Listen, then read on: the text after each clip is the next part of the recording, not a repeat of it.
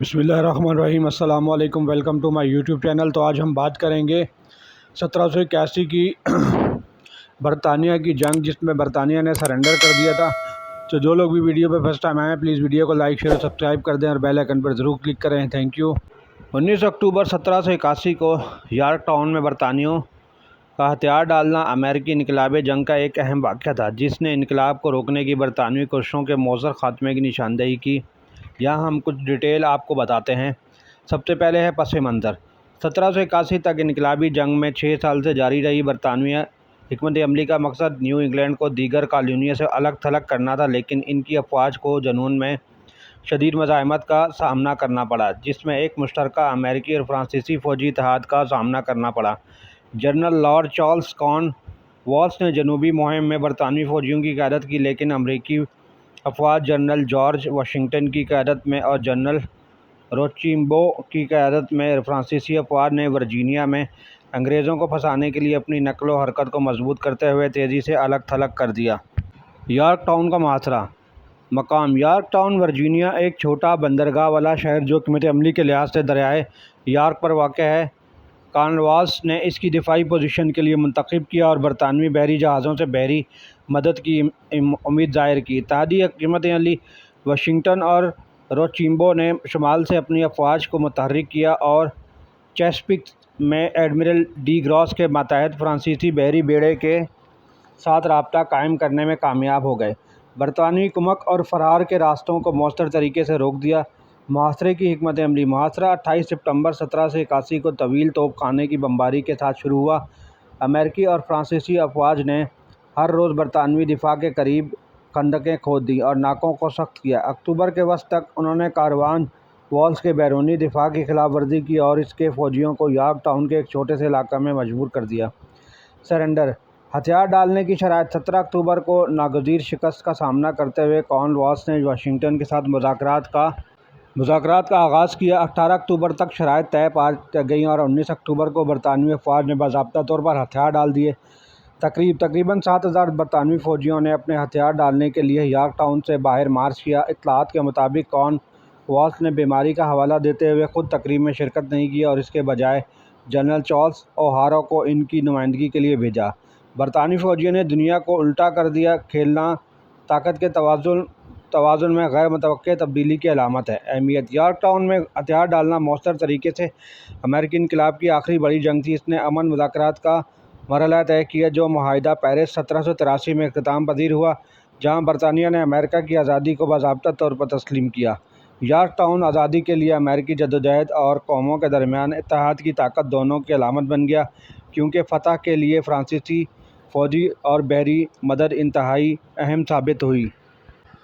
York town کے ہتھیار ڈالنے نے برطانوی سلطنت کی امریکی کالونیوں پر کنٹرول برقرار رکھنے کی صلاحیت کی حدود کو واضح کیا اور آنے والے برسوں کے لیے عالمی سیاسی حدود کو نئی شکل دی۔ یارک ٹاؤن میں ہتھیار ڈالنے میں فوجی، سیاسی اور سفارتی اہمیت کی کئی پرتیں شامل تھیں۔ یہاں اضافی تفصیلات ہیں جو یارک ٹاؤن لے جانے والے عوامل، محاصرے کے بعد اثرات اور اس کے دیرپا اثرات میں گہرائی میں ڈوبتی ہیں۔ یارک ٹاؤن کی طرف سے لے جانے والے عوامل: برطانوی حکمت عملی اور غلط قدم۔ برطانوی قیادت کا خیال تھا کہ جنوبی کالونیاں ولی عہد کے اصل سے زیادہ وفادار ہیں۔ اس سے جنوبی مہمات کا ایک سلسلہ شروع ہوا جو ابتدائی طور پر کامیاب ہونے کے باوجود گوریلا جنگ اور مقامی مزاحمت میں پھنس گئی۔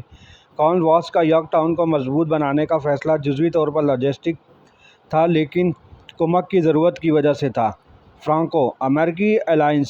فرانس اور امریکہ کے درمیان 1778 کے معاہدے اہم تھا، جس نے کانٹیننٹل آرمی کو فرانسیسی فوجی مہارت، فوج، بحری طاقت اور فنڈنگ حاصل کرنے کے قابل بنایا۔ اس مشترکہ کوشش نے 2 محاذوں سے برطانوی افواج پر دباؤ ڈالا، جبکہ فرانسیسی بحری بیڑے نے ایڈمرل ڈی گراس کی قیادت میں سمندر سے برطانوی دوبارہ سپلائی اور کمک کو روک کر کارن والیس کو الگ تھلگ کرنے میں اہم کردار ادا کیا۔ محاصرہ اور فوجی حکمت عملی۔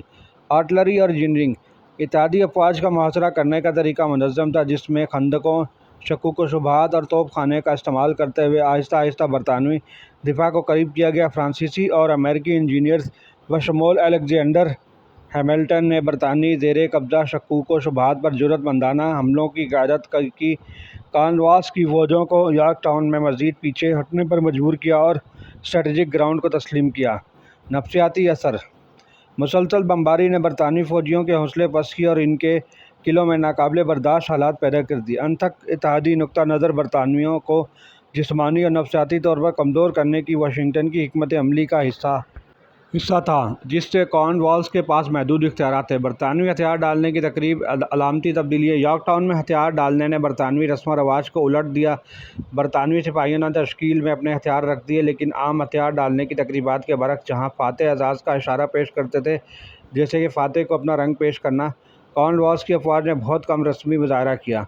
کارن والیس کے second in commander general Charles O'Hara نے روچمبیو کے سامنے ہتھیار ڈالنے کی کوشش کی، لیکن روچمبیو نے اسے واشنگٹن جانے کی ہدایت کی، جس سے بھی انکار کر دیا اور اسے اپنے ہی second in command general Benjamin Lincoln کی طرف سے اشارہ کیا۔ موسیقی اور ماتم: برطانوی بینڈ نے طاقت کے غیر متوقع الٹ پلٹ کی علامت "the world turned upside down" چلائی۔ یہ گانا روایتی طور پر ستم ظریفی یہاں تک کہ مذاق کے طور پر دیکھا جاتا ہے، برطانوی فوجیوں میں صدمے اور مایوسی کو اجاگر کرتا ہے اور عالمی طاقت کی حرکیات میں وسیع تر تبدیلی کی عکاسی کرتا ہے جس کی یہ جنگ نمائندگی کرتی ہے۔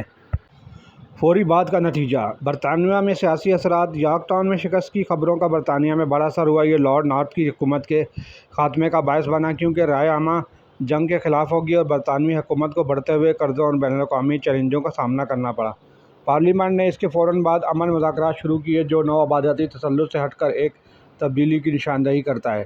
معاہدہ پیرس 1783: ہتھیار ڈالنے نے 2 سال بعد پیرس کے معاہدے میں براہ راست حصہ ڈالا، جس نے امریکی آزادی کو تسلیم کیا، سرحدیں قائم کی اور بحر اوقیانوس میں ماہی گیری کے حقوق دیے۔ اس معاہدے نے امریکہ میں برطانوی نوآبادیاتی تسلط کے خاتمے کا آغاز بھی کیا، جس سے دنیا بھر میں نوآبادیاتی پالیسیوں کا ازسر نو جائزہ لیا گیا۔